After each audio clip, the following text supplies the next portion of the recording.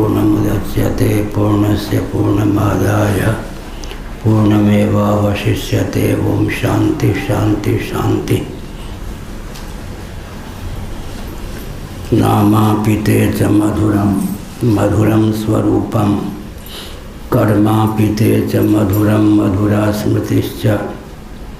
बुद्धिं प्रबोधय प्रभो मधुबोध शक्तिं विद्यां प्रयच्छ परमां परिभावयामि।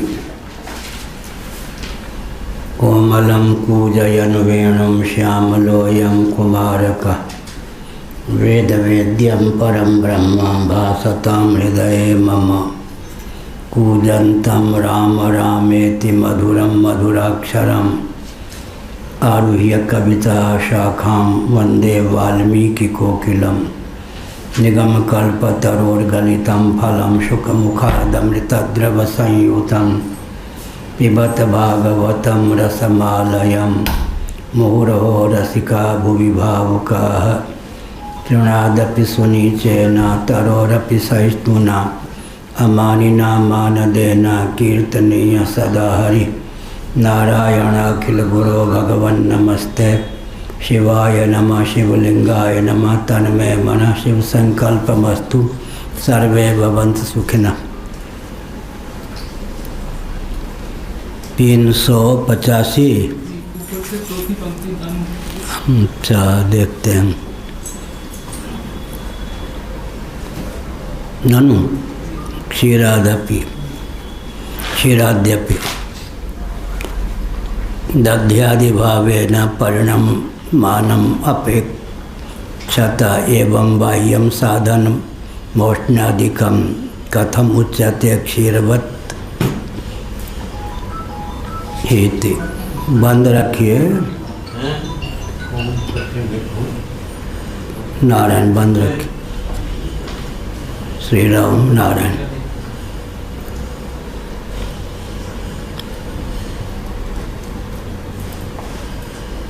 नैष दोष स्वयमपि क्षीरम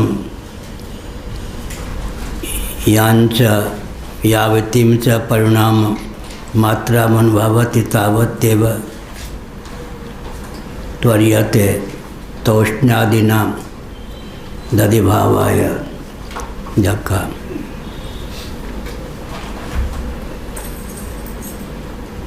पूर्व पक्ष क्षीराद्यपि दध्यादिभावेन परिणममानम् अपेक्षत एवं बाह्यं साधन मोक्षणादिकं कथम उच्यते।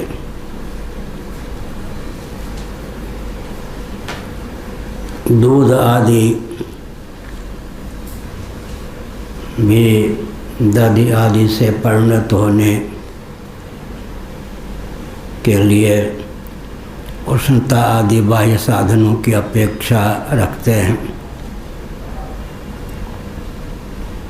ऐसी स्थिति में क्षीर के समान क्षीरवत सूत्रकार ने इस प्रकार के शब्द का प्रयोग कैसे किया, किस अभिप्राय से किया, यह अभिप्राय।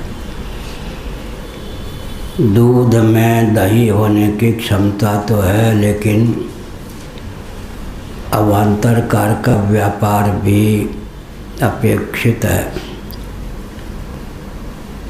उसका आलंबन लेने पर दूध दही का रूप धारण कर लेता है।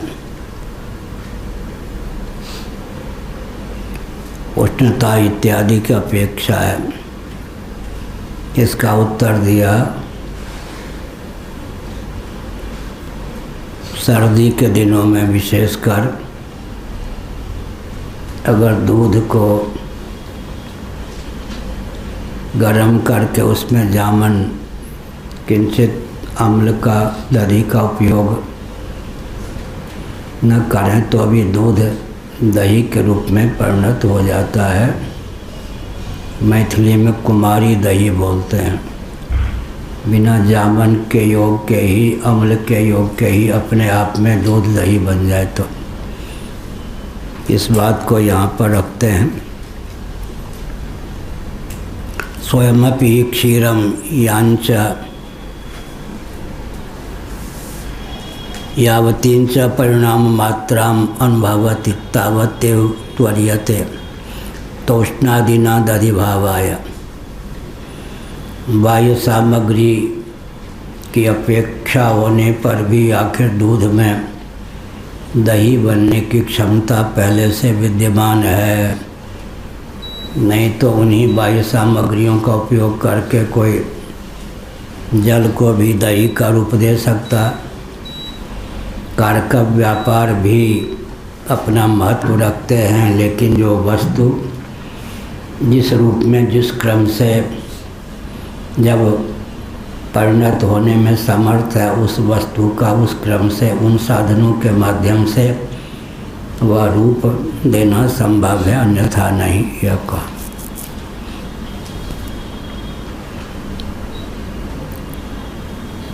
या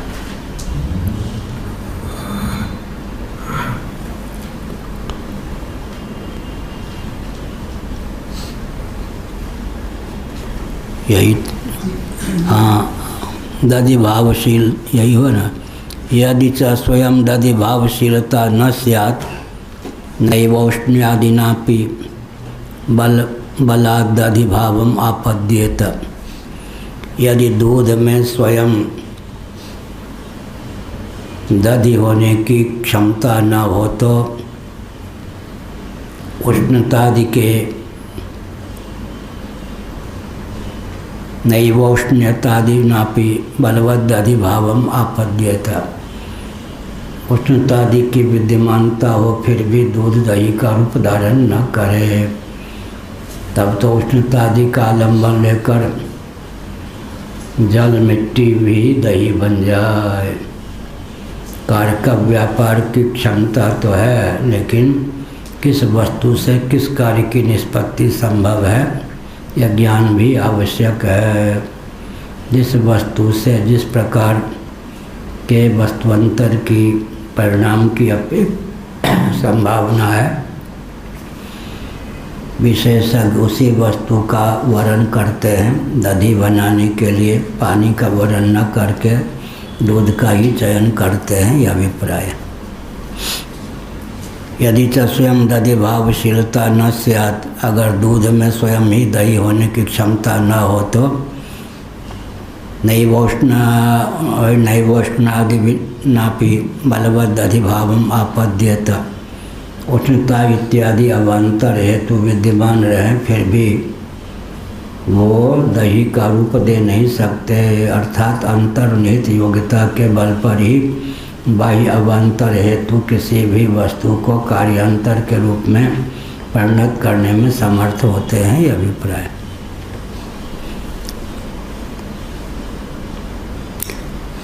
नहीं वायुराकाशो वोष्णादिना बलात् दधि भावम आपद्यते। तथ्य को हृदयंगम स्फुट रीति से कराने की भावना से उदाहरण देते हैं भगवान भाष्यकार। वायु भी तो है, आकाश भी तो है, तो उष्णतादि का योग प्राप्त होने पर भी बलपूर्वक उसे कोई दही का रूप थोड़े प्रदान कर सकता। वायु से दही, आकाश से दही, इसका अर्थ क्या है? अवान्तर जो कारक व्यापार हैं और वस्तु की क्षमता के अनुरूप ही उसे वस्तुअंतर के रूप में उद्भाषित करने में समर्थ हैं, यह अभिप्राय।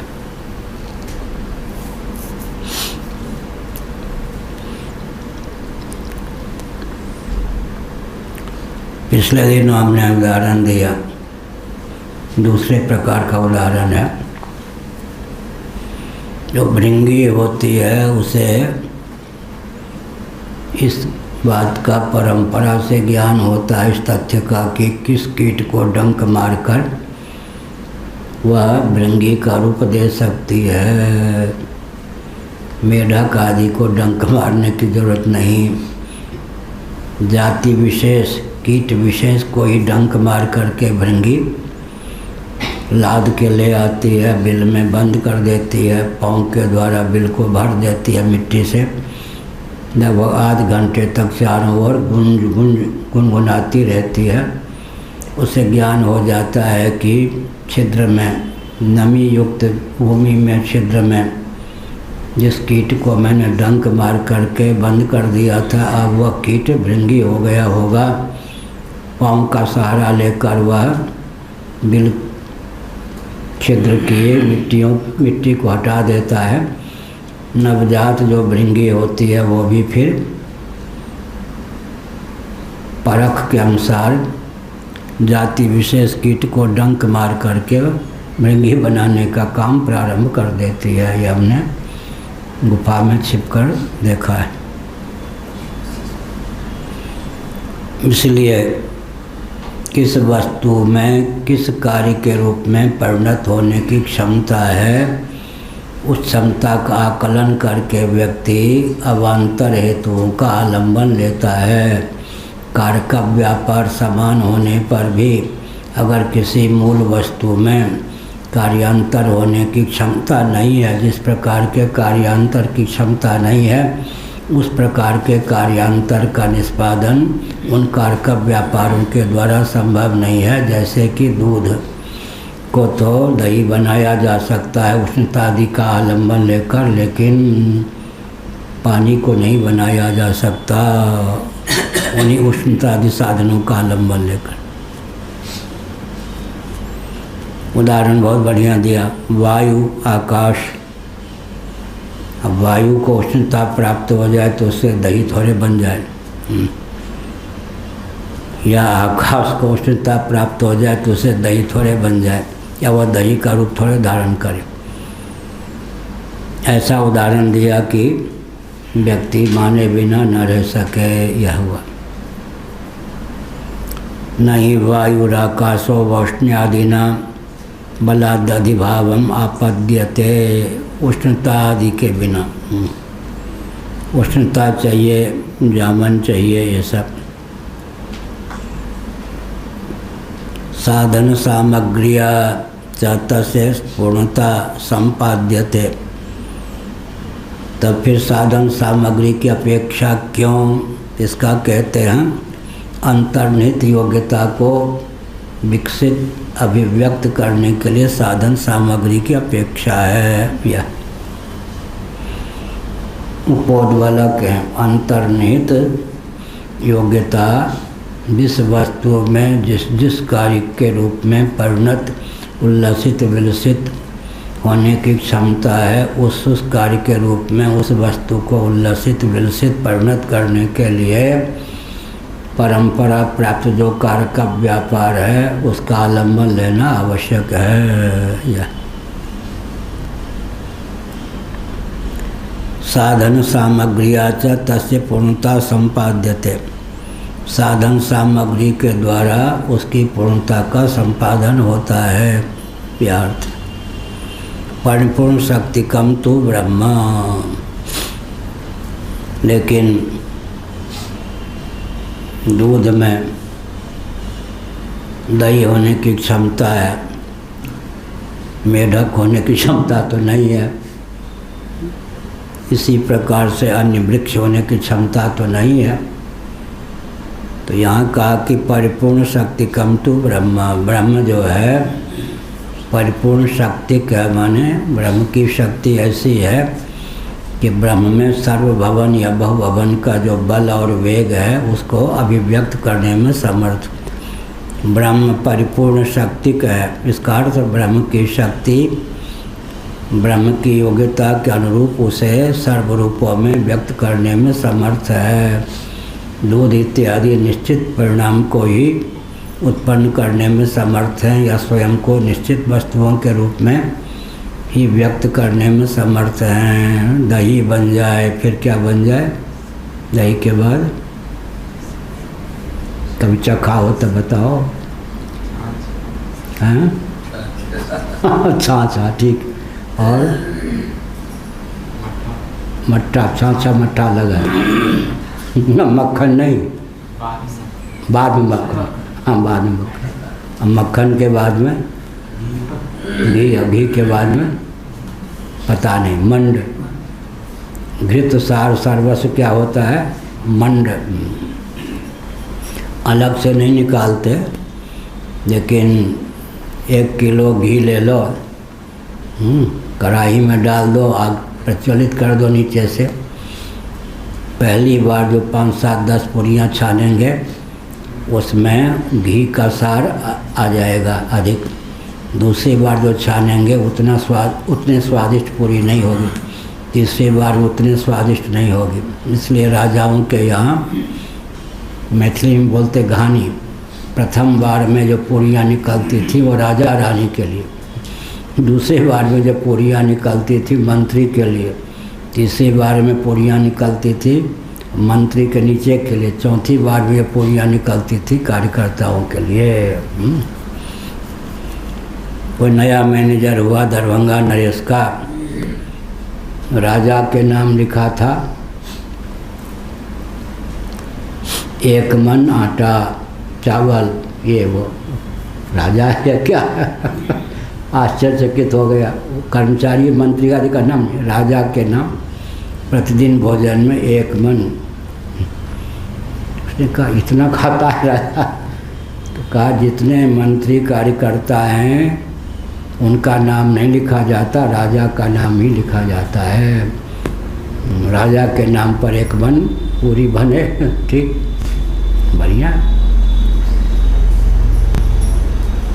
भगवान न करें लोगों को दाढ़ी दें, दाढ़ी वाले तो दाढ़ी खुजलाते रहते।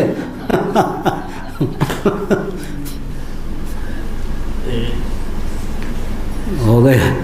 नहीं वायु आकाशो और वौष्णादिना बलवदधिभावम आपद्यते,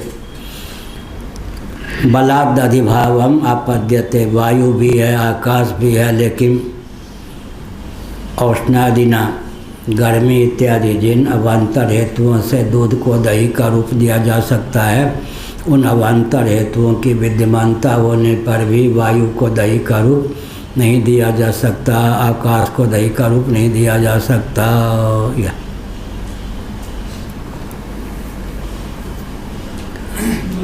हाँ, यह सिद्धों की बात करेंगे। ब्रह्म सब कुछ बन सकता है, लेकिन इसमें जैसे प्रतिपादन किया गया है कि दूध से सिर्फ दही की उत्पत्ति होगी, उष्ण आदि के सहयोग से।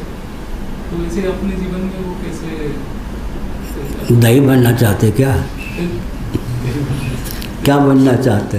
जैसे दूसरा कुछ दही नहीं बन सकता, वैसे दूध से सिर्फ दही ही बनेगी और कुछ नहीं बन सकता। फिर आप क्या बनना चाहते? जो ब्रह्म नहीं, ब्रह्म को लेकर क्या कहा ये तो हम जाने ना। तो सर्वरूप होने पर भी अमुक कारण के व्यापार के द्वारा एक ही चीज बनता है, दूसरा कुछ नहीं बनता है। क्या उदाहरण दीजिए? जैसे दूध सिर्फ दही बन सकती है, तो जैसे हम दही बन सकता है या दही बन सकती है आगे? बन सकता है। तो जैसे मनुष्य में दूध में बहुभवन सामर्थ्य नहीं है, लेकिन ब्रह्म में बहुभवन सामर्थ्य है। अंतर इतना या यूँ कहें, बहु के स्थान पे सर्व शब्द का प्रयोग भी होता है। बहुश्याम में बहु शब्द है और सर्वम खलिदम ब्रह्म में सर्व शब्द है, दोनों का अर्थ एक ही हो जाता है। दूध में निश्चित सामग्री बनने की क्षमता है। दूध को उठाने से चिड़िया वहाँ से पैदा हो जाए, पक्षी पैदा हो जाए, आम पैदा हो जाए, यानी ब्रह्म में जो है सर्वभवन सामर्थ्य है, बहुभवन सामर्थ्य संपन्न है। उनकी जो शक्ति है, ब्रह्म की जो शक्ति है, उसे आकाश, वायु, तेज, जल, पृथ्वी, स्थावर जंगम प्राणियों के रूप में भी अभिव्यक्त करने में समर्थ है। या दूध भी ब्रह्म बनता है या नहीं? ये कठिन काम है। सब सर्वम खलिदम ब्रह्म, तो दूध कौन बना है? और दही, तो दही को पाते हैं तो ब्रह्म को ही खाते हैं क्या? तत्त रूप में ब्रह्म ही, तो जब सर्वम खलिदम ब्रह्म कहा तो दूध भी है या नहीं, दही भी है या नहीं? दूध में क्षमता जिन जिन वस्तुओं के रूप में स्वयं को विलसित उल्लसित परिणत करने की है, उष्णता इत्यादि बाह्य सामग्रियों के द्वारा या कभी अभ्यंतर सामग्री के द्वारा भी दूध उन्हीं कार्यों का रूप धारण कर सकता है या उसी कार्य का रूप धारण कर सकता है कार्योत्पादन में क्रम भी अपेक्षित है। क्या मिट्टी जो है सब एकाएक घट नहीं बन जाए, चूर्ण का रूप धारण करे कुलाल के द्वारा, फिर कुलाल क्या करे, पिंड का रूप दे, फिर पिंड के बाद में क्या हो, कपालद्वय का रूप दे, फिर दोनों के संयोग से घट का रूप दे। जिस उपादान में जिस क्रम से जिस कार्य को व्यक्त करने की क्षमता है, कार्य का व्यापार के द्वारा वह उपादान क्रमशः उस कार्य के रूप में अपने आप को उल्लसित विलसित या परिणत करता है। यह हुआ। बहुत रसिक हैं। सियाराम जी के यहाँ पढ़ने गए तो भोजन बनाओ, तब यहाँ का महत्व समझ में आ गया होगा। सियाराम जी के यहाँ पढ़ने गए तो भोजन बनाओ, तो सोचा ये तो पढ़ना बड़ा महंगा है, वैसे थोड़े आते हैं, घाट घाट का पानी पी के देखा।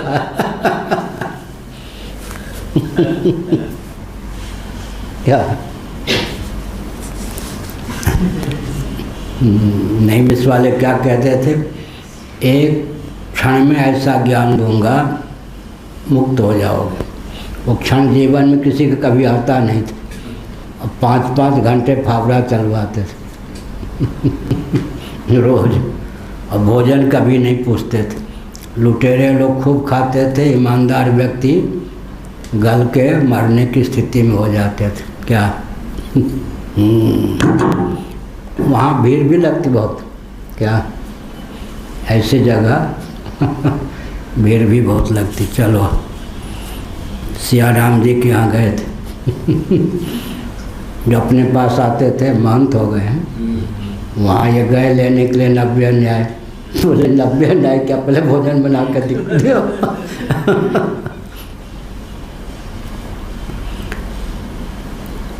काशी के पूर्व शंकरानंद जी महाराज अच्छे विद्वान थे।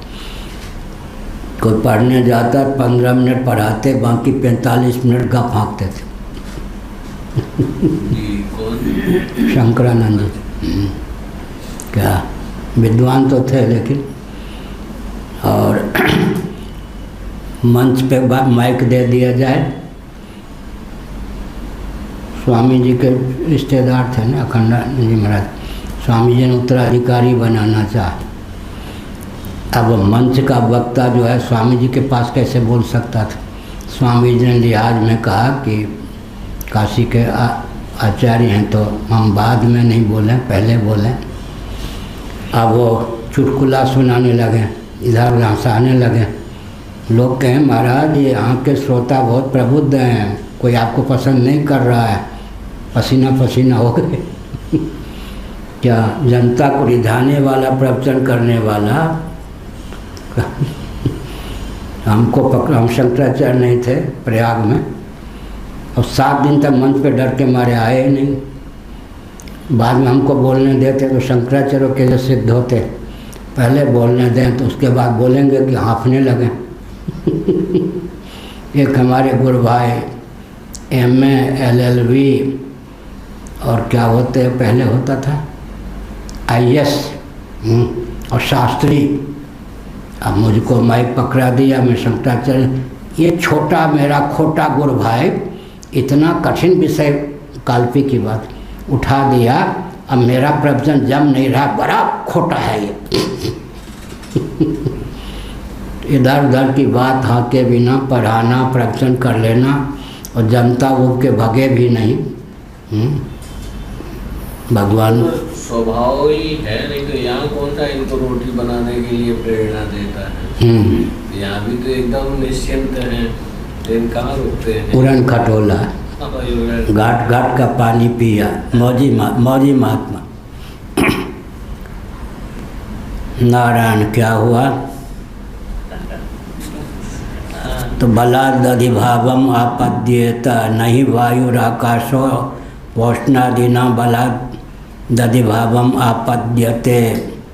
लेकिन जो वायु है, आकाश है, उसको उष्णता इत्यादि अवान्तर हेतु प्राप्त भी हो जाए तो उसको दधि का रूप नहीं दिया जा सकता। साधन सामग्रिया च तस्य पूर्णता संपाद्यते, लेकिन साधन सामग्री के द्वारा जिस वस्तु में जिस जिस क्रम से जिस जिस कार्य होने की क्षमता है उसकी बस उपोद्बलकता साधन सामग्री में है, अर्थात योग्यता तो पहले से ही प्राप्त है। यह का बहुत बढ़िया। साधन सामग्रिया च तस्य पूर्णता संपाद्यते परिपूर्ण शक्तिकम तो ब्रह्म। परिपूर्ण शक्ति संपन्न तो केवल ब्रह्म ही है। दूध इत्यादि में सीमित शक्ति है, सीमित कार्य के रूप में ही दूध इत्यादि अपने आप को उद्भाषित करने में क्रम से समर्थ हैं, जबकि ब्रह्म परिपूर्ण शक्ति से संपन्न है, अर्थात सर्वभवन सामर्थ्य संपन्न है। आकाश वायु तेज जल पृथ्वी स्थावर जंगम प्राणी सर्व रूपों में स्वयं को शक्ति के योग से उद्भाषित करने में समर्थ है। न तस्यान्येन केनचित् पूर्णता संपादितव्या। बहुत बढ़िया। न तस्य अन्येन केनचित् पूर्णता संपादितव्या। वह जो ब्रह्म तत्व है किसी अन्य के द्वारा केनचित् पूर्णता किसी प्रकार की पूर्णता का संपादन हो जाए संभव नहीं। इसका मतलब संपादन पूर्णता के संपादन की क्षमता उसमें स्वतः है, इसलिए सर्वभवन सामर्थ्य या बहुभवन सामर्थ्य से संपन्न जो ब्रह्म है उसकी शक्ति मोचमत्कृति है कि कालक्रम से एक ही ब्रह्म को पंचभूत और सकल स्थावर जंगम प्राणियों के रूप में उद्भाषित कर दे, क्षमता पहले से सन्निहित है। Child is father of the man. Child is father of the man. बच्चा जो है बूढ़ों का बाप है। Child is father of the man. Poem worth की पोयम। एक बच्चा जो है बूढ़ों का बाप है, मतलब उसमें सारी क्षमता पहले से विद्यमान है, कालक्रम से उसकी अभिव्यक्ति होती जाती है। कार्य का व्यापार के द्वारा, समय के द्वारा, देश विशेष के द्वारा, यह सब पहले से जो योग्यता सन्निहित है उसी की अभिव्यक्ति देश विशेष, काल विशेष, सामग्री विशेष, वस्तु विशेष के द्वारा संभव है, अन्यथा नहीं। श्रुतिश्च भवति। आप अपनी ओर से युक्तियों का आलम्बन लेकर यह सब कह रहे हैं, तो इस संबंध में श्रुतियाँ भी उपोद्बलक हैं। इस संबंध में श्रुति भी है। न यस्य कार्यं कारणं च विद्यते न तत्समश्चाभ्यधिकश्च दृश्यते परास्य शक्तिर्विविधैव श्रूयते स्वाभाविकी ज्ञानबल क्रिया च। श्वेताश्वतर 6:8। श्वेताश्वतर उपनिषद क्या है? मंत्रोपनिषद। श्वेताश्वतर उपनिषद मंत्रोपनिषद है, इसलिए उसका बहुत महत्व है। मंत्र ब्राह्मण आरण्यक श्वेताश्वतर मंत्रोपनिषद है। न यस्य कार्यं कारणं च विद्यते न यस्य कार्यं कारणं च विद्यते। कारणम पाठ है या कारणम? यहाँ कारणम लिखा है।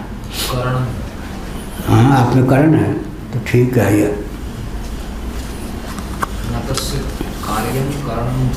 हाँ, कारणम इसमें है, वो ठीक नहीं है। अब ठीक हो कर दिया। न यस्य कार्यं कारणं च विद्यते न तत्समश्चाभ्यधिकश्च दृश्यते परास्य शक्तिर्विविधैव श्रूयते स्वाभाविकी ज्ञानबल क्रिया च। ये न तस्य कार्यं कारणं च विद्यते हैं। यहाँ तक कारणम होना चाहिए हमको, यह याद है। न यस्य कार्यं कारणं च विद्यते न तत्समश्चाभ्यधिकश्च दृश्यते। जो ब्रह्म तत्व है उसके समान भी कोई नहीं। उससे अधिक तो होने से रहा। तो हर सरिस एक तो छा माधव मन होई छनुमाने, सज्जन जन सो ने कठिन थी कवि विद्यापति बाने। उपमा तो हर काव का ग्राम कही तब अधिक लजाई, जो से खंडक सौरभ अति दुर्लभ। ये सब तो पुण्य काठ कठोर, मणि सम्मान और नहीं दोसर, तिनकर पाथर नाम। ये सब विद्यापति जी ने लिखा। तो हर एक तो छा माधव मन होई छनुमाने, आपके समान आप ही हैं। गगन आकाश के समान आकाश ही है वैसे। इसलिए न यस्य कार्यम करणम च विद्यते, जिसका कोई कार्य भी नहीं कारण भी नहीं, न तत्समश्चाभ्यधिकश्च दृश्यते, न तो उसके समान कोई है अधिक तो होने से रहा। वो ठीक है, कोई खोल के नहीं ले जाएगा। हाथ में जो बांधे उसी में खोल के कोई नहीं भागेगा। पुस्तक पर देखो, ध्यान देव। न तस्य कार्यम करणम च विद्यते, न तत्समश्चाभ्यधिकश्च दृश्यते, उसके समान भी कोई दृष्टिगोचर नहीं होता, उससे अधिक भी दृष्टिगोचर नहीं होता। परा से शक्ति विविधैव श्रूयते, वो परा जो उसकी शक्ति है, ब्रह्म की पराशक्ति, विविधैव श्रूयते, विविध प्रकार की सुनी जाती है। स्वाभाविक की ज्ञान बल क्रिया च, उसमें स्वाभाविक की ज्ञान है, बल है, क्रिया।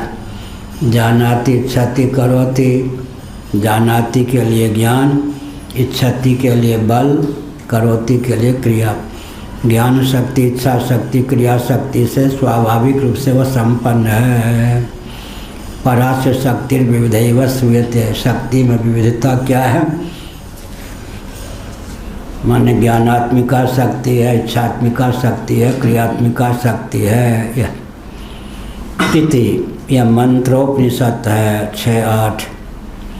तस्मादेकस्यापि ब्रह्मणो विचित्र शक्ति योगात् क्षीरादिवत् विचित्र परिणाम उपपद्यते। जबकि बात ऐसी है, इसलिए एकस्यापि ब्रह्मणः, ब्रह्म एक है फिर भी विचित्र शक्ति योगात्, उसकी जो शक्ति है विचित्रता, सकल विचित्रताओं से संवेद होने के कारण, विविध प्रकार की क्षमता से युक्त होने के कारण, क्षीरादिवत, जैसे दूध से विलक्षण उसके दधि इत्यादि कार्यों की निष्पत्ति कारक व्यापार के द्वारा हो जाती है, उसी प्रकार विचित्र परिणाम उपपद्यते। विचित्र परिणाम ब्रह्म क्या है? चेतन, उससे आकाश की उत्पत्ति, आकाश जड़ है। आकाश क्या है? स्पर्श विहीन, उससे स्पर्श युक्त वायु की उत्पत्ति। ब्रह्म क्या है? शब्द विहीन, उससे शब्द युक्त आकाश की उत्पत्ति। आकाश क्या है? स्पर्श विहीन, उससे स्पर्श युक्त वायु की उत्पत्ति। वायु क्या है? उष्णता विहीन, उससे उष्णता युक्त अग्नि की उत्पत्ति। अग्नि क्या है? रसता विहीन, द्रवता विहीन, उससे द्रवता युक्त जल की उत्पत्ति। जल क्या है? निर्गंध, गंध विहीन। और जल क्या है? अवष्टम्भात्मक नहीं है, लेकिन उससे अवष्टम्भात्मक पृथ्वी, गंध युक्त पृथ्वी की उत्पत्ति हो जाती है। सब अनिर्वचनीय है उत्पत्ति। निर्गंध से गंध की, निरस से रस की, निरूप से रूप की, निस्पर्श से स्पर्श की, और निशब्द से शब्द की उत्पत्ति हो जाती है। यही विलक्षणता है। तस्मादेकस्यापि ब्रह्मणो विचित्र शक्ति योगात् क्षीरादिवत् विचित्र परिणाम उपपद्यते। ब्रह्म का परिणाम जगत है, क्या अर्थ हुआ? शक्ति योगात् लिखा शंकराचार्य जी ने। ब्रह्म का विवर्त और ब्रह्म की शक्ति जो पराशक्ति है माया, उसका परिणाम जगत है। ब्रह्म का परिणाम कहेंगे तो अभी विचित्र शक्ति संपन्न ब्रह्म का परिणाम, अर्थात परिणाम जाके बजरेगा किस पर? शक्ति पर। ब्रह्म का विवर्त और ब्रह्म की शक्ति प्रकृति का परिणाम जगत है। दो दो उपादान, कौन कौन? परिणामोपादान और विवर्तोपादान। परिणामोपादान कहाँ? सांख्यों के यहाँ, उनके यहाँ लाघव है, हमारे यहाँ गौरव होने पर भी दोष नहीं है। उनके यहाँ परिणामोपादान ही है, विवर्तोपादान नहीं है। हमारे यहाँ ब्रह्म जो है, उनके यहाँ ईश्वर की मान्यता नहीं है। हमारे यहाँ ईश्वर और माया या प्रकृति या प्रधान या व्यक्त की भी मान्यता है। हमारे यहाँ दो दो उपादान अपेक्षित हैं, लेकिन एक चेतन उपादान है, एक अचेतन उपादान है। प्रकृति का परिणाम जगत है, ब्रह्म का विवर्त जगत है। यह उदाहरण, रज्जु का विवर्त, रज्जु के अज्ञान का परिणाम सर्प है। क्या कहा? रज्जु देखा है कभी? रज्जु देखा है? हाँ, अच्छा क्या हुआ फिर आगे? रज्जु का परिणाम सर्प, सर्प है, और रज्जु का विवर्त सर्प। रज्जु का परिणाम है, रज्जु का विवर्त है। रस्सी के अज्ञान का परिणाम है और रस्सी का विवर्त है। ठीक, विवर्त माने अन्य रूप में परिलक्षित होना। ठीक, रज्जु के रस्सी के अज्ञान का परिणाम है। रस्सी का अज्ञान रस्सी में रहेगा या रस्सी के दर्शक में? रस्सी को जो सबसे दृष्टा में अज्ञान रहेगा या रस्सी में, या दोनों में? वो सब लंबा शास्त्रार्थ। रस्सी का परिणाम नहीं, विवर्त है रज्जु सर्प। रज्जु का विवर्त और रज्जु के अज्ञान का परिणाम। जगत क्या है? ब्रह्म का विवर्त और माया शक्ति का परिणाम। यह विवर्तवाद भी है, परिणामवाद भी। माया का परिणाम और ब्रह्म का विवर्त है। जगत विवर्त माने विकृति के बिना ही अन्य रूप में परिलक्षित होना, यह विवर्त हुआ। विकृति के बिना ही अन्य रूप में परिलक्षित होना विवर्त है। अब रस्सी तो जड़ है, लेकिन सर्प बुद्धि हो जाए। देखिए, ये सब दृष्टांत भी रज्जु सर्प कहते हैं, सर्प रज्जु कह दें तो क्या भयंकरता आ जाए? क्या दृष्टांत भी ऐसा होना चाहिए ना, उदाहरण जो घातक ना हो। रज्जु सर्प कहते हैं या नहीं? सर्प रज्जु कह दें तो क्या हो जाए? सर्प में रस्सी का भ्रम ही तो भ्रम है। फिर रज्जु सर्प ही वेदांती क्यों कहते हैं, सर्प रज्जु क्यों नहीं कहते? अरे वाह, सर्प है, रस्सी के समान प्रतीत हो रहा, रस्सी लेने जाएंगे तो क्या उदाहरण भी देना चाहिए ना, दोनों हो सकता है ना, रज्जु सर्प और सर्प रज्जु। रस्सी की जरूरत है, सर्प रस्सी के रूप में भाष हो रहा है। अब सर्प रस्सी लेने जाएंगे तो दृष्टांत भी उदाहरण ऐसा होना चाहिए कि घातक न हो। इसमें साहित्य और दर्शन हित की बात हुई है ना। सर्प रज्जु क्यों नहीं, रज्जु सर्प ही क्यों? क्या हुआ चक्रवर्ती जी, इसमें लालित्य क्या है? सर्प रज्जु होने से, सर्प रज्जु सर्प होने से डसेगा नहीं, सर्प रज्जु होने से डसेगा। दूर से भी डस लेगा। ठीक है, रस्सी को सर्प समझेंगे, सपेरा नहीं है, डरपोक हैं तो अपना किनारे हो जाएंगे। और सर्प को अगर रस्सी समझा, रस्सी की ज़रूरत हुई तो लेने गए तो। इसलिए दृष्टांत भी ऐसा देना चाहिए ना, भ्रम का जो घातक ना हो, नहीं तो घातक ही हो जाए। हाँ ठीक है। पुरुष में स्थान बुद्धि, स्थान में पुरुष बुद्धि में क्या अंतर? स्थान माने ठूठ, उसमें दोनों में क्या अंतर होगा? है तो कोई व्यक्ति विशेष, उसको ठूठ समझ लिया और ठूठ को पुरुष समझ लिया। दोनों में अंतर क्या हो? कहीं पुरुष को ठूठ समझ लिया तब महंगा पड़ेगा। इसलिए जो वेदांती होते थे ना, क्या सहृदय होते थे, दृष्टांत तो दोनों दे सकते हो ना, रज्जु सर्प, सर्प रज्जु, लेकिन रज्जु सर्प दृष्टांत ही क्यों है? अच्छा, सुक्ति रजत और रजत सुक्ति। हाँ बताओ इसमें क्या अंतर हुआ? सुक्ति रजत, सुक्ति माने सीप, रजत माने चांदी। सुक्ति रजत उदाहरण देते हैं, रजत सुक्ति क्यों नहीं उदाहरण देते? चांदी को सीपी समझ के फिर लिख देगा।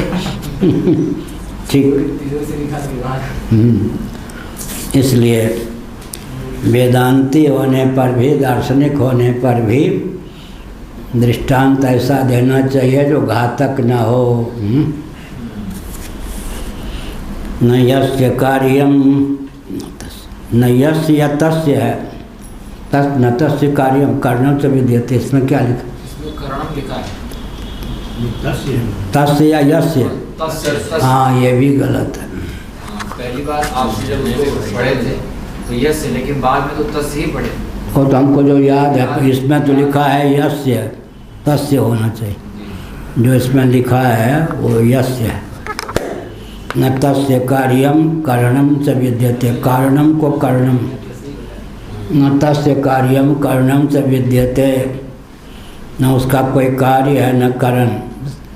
न तत्समश्चाभ्यधिकश्च दृश्यते, उसके समान भी कोई परिलक्षित नहीं होता, उससे अधिक तो परिलक्षित हो ही क्या सकता है। परास्य शक्ति विविधैव श्रूयते, श्रूयते ये भी श्रुति भी कह रही है, स्वयं श्रूयते, उसकी जो पराशक्ति है विविध प्रकार की है, ऐसा सुनने में आता है। स्वाभाविकी ज्ञान बल क्रियाचा, स्वाभाविकी है माने निसर्ग सिद्ध है।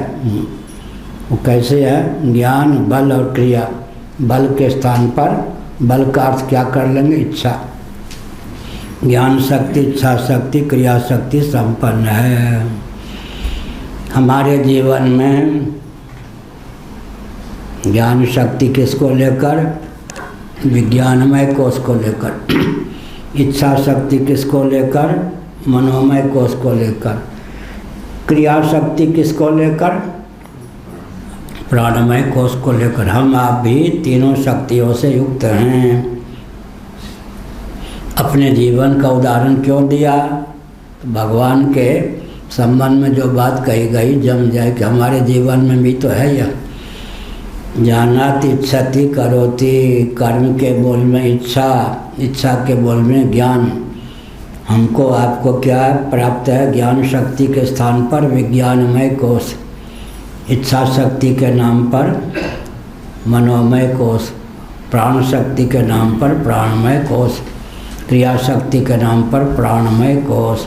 प्राणमय कोष से क्रिया का संपादन होता है, मनोमय कोष से इच्छा का संपादन होता है, विज्ञानमय कोष से ज्ञान का संपादन होता है। हम आप भी ज्ञान शक्ति, इच्छा शक्ति और प्रयत्न या क्रिया शक्ति तीनों से संबद्ध हैं। यह वहाँ है स्वाभाविकी, और यहाँ पर क्या है? आविद्यक जीव भाव होने से स्वाभाविकी है, नहीं तो आरोपित है। विज्ञानमय कोष, विज्ञानम यज्ञम तन्ते कर्माणि तन्ते पीछा। कर्तृत्व जो है विज्ञानमय कोष को लेकर है। विज्ञानम यज्ञम तन्ते कर्माणि तन्ते पीछा। यह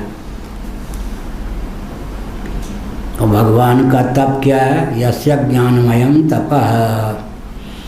ऊंचे जो व्यक्ति होते हैं, बहुत उत्कृष्ट। तप शब्द का अर्थ क्या होता है? तापक का नाम तप हुआ, और विचार का नाम भी तप होता है। यस्य ज्ञानमयम तपः, भगवान का जो तप है ज्ञानात्मक होता है। हम जो जीव हैं, हमारा तप क्या है? यज्ञ दान तप वाला तप, देहेंद्रीय प्राणांतकरण को व्रत इत्यादि के द्वारा तप्त करना। यह अब भगवान का जो तप है ज्ञान, यस्य ज्ञानमयम तपः, तप संताप के अर्थ में भी होता है, आलोचना के अर्थ में भी होता है। इसलिए दोनों प्रकार से तप शब्द की निष्पत्ति, संताप को लेकर और आलोचना। बड़े महापुरुषों में तप का स्वरूप क्या होता है? आलोचना, विचार, ज्ञान। लेकिन उस ज्ञान की प्राप्ति के लिए आरंभ में संताप, देहेंद्रिय प्राणांतःकरण को महायज्ञ से ब्राह्मीयम कृते तनु, यज्ञ दान तप व्रत इत्यादि के द्वारा। यज्ञो दानम तपश्चैव पावनानि मनीषिणाम, गीता में यज्ञ दान तप और फिर होता है व्रत। यज्ञ दान तप और व्रत। यह स्वाभाविकी ज्ञान वलक क्रिया च, हम लोगों के पास भी है क्या? औपाधिकी ज्ञान वलक क्रिया च। हमको भी तीनों शक्तियाँ प्राप्त हैं, विज्ञानमय कोश, मनोमय कोश और प्राणमय कोश। तस्माद् एकस्यापि ब्रह्मणो विचित्र शक्ति योगात्, ब्रह्म तो एक ही है लेकिन उसकी जो शक्ति है विचित्र शक्ति से, विचित्र शक्ति संपन्न है, विचित्र शक्ति है। उस विचित्र शक्ति के योग से क्षीरादिवत विचित्र परिणाम उपद्यते, दूध से जैसे विलक्षण दधि इत्यादि परिणामों की समुत्पत्ति क्रम से होती है, वैसे ही ब्रह्म से किस किस परिणाम की उत्पत्ति होती है। पहले परिणामवाद की सहिष्णुता आनी चाहिए, उसके बाद विवर्तवाद की सहिष्णुता आती है। कितने वाद होते हैं? संयोगवाद। अपने पुस्तकालय में दक्षिण भारत के एक नैयायिक की लिखी हुई पुस्तक तर्क संग्रह पर है।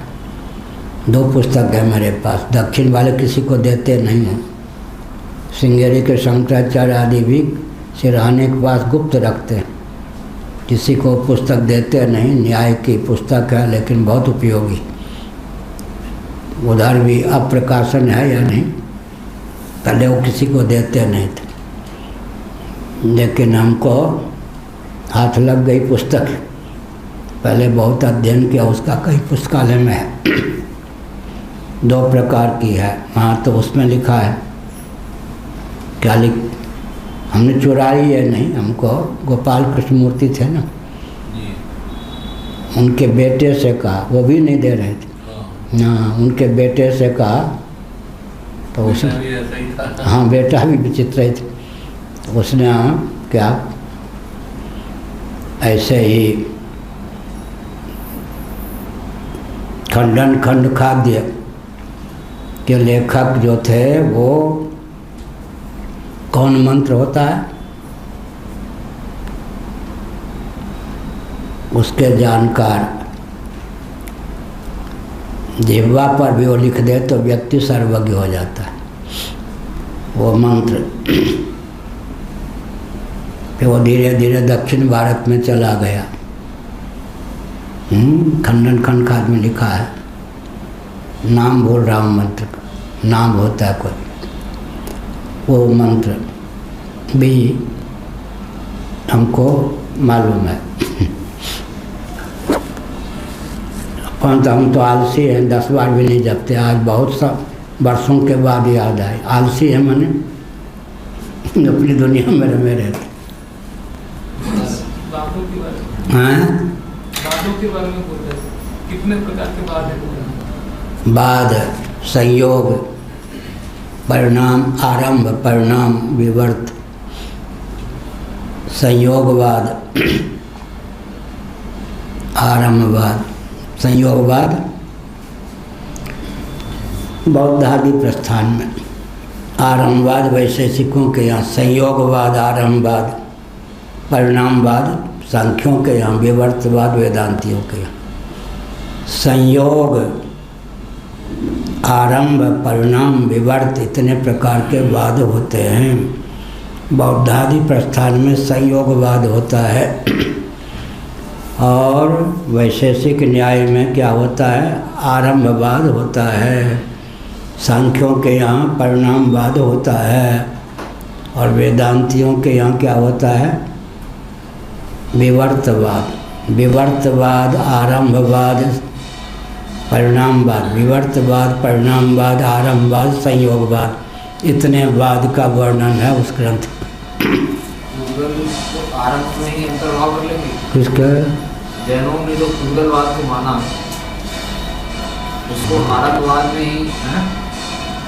कौन कह रहे हैं? उसको आरंभवाद में ही अंतर्भाव कर सकते हैं। वो अंतर्भाव तो कर दें, वो अलग बात है, पृथक प्रस्थान है उनका। तो उनका जो स्वरूप है पूगलों का, उद्गल परमाणु का प्रकारांतर नाम होता है। हाँ, आखिर नाम ही है तो आरंभवाद ही जो ढंग से है। पृथ्वी, जल, तेज, वायु के परमाणु नित्य होते हैं। महाप्रलय में भी नित्य होने के कारण शेष रहते हैं, स्वभाव से अनेक होते हैं। और वो दो परमाणु मिल जाएं तो दोनों, तीन मिल जाएं तो त्रिण।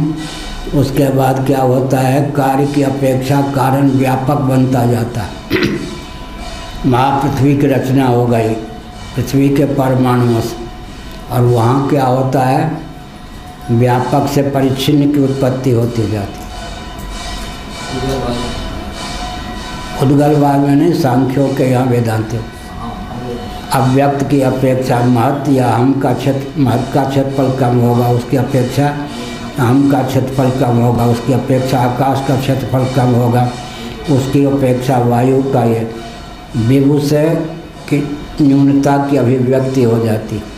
और वहाँ क्या है, परिच्छिन्न परमाणुओं से विभुता की अभिव्यक्ति हो जाती, अंतर हो गया। और संयोग हुआ, तत्वांतर परिणाम न मानने पर संयोग हो जाता है।